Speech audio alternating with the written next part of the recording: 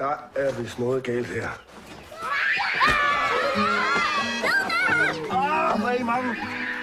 Lukas! Hej. Kigger du lige ind et øjeblik?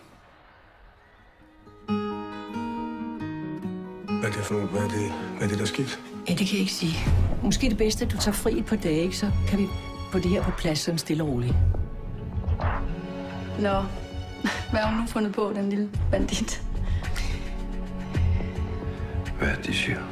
Jeg kender en lille pige, og hun lyver ikke, og det har hun aldrig nogensinde gjort. Så hvorfor skulle hun lyve nu? Sindssygt eller hvad? Hvis du rører med en lille datter, så får du en kugle lige i panden. Han var på at smadre mit liv. De ringede og sagde, at der er sket alt muligt klam nede i børnehaven. Du skal ikke høre på, hvad de siger, Magnus.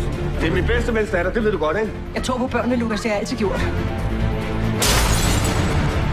Men for helvede, du har ikke gjort noget. Det er dem, der er blevet syge i hovedet.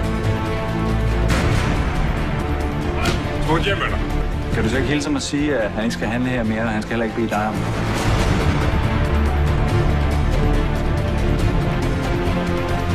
Vil du sige noget til mig? Hold op, Lukas! Hele byen står og hører på dig, mand!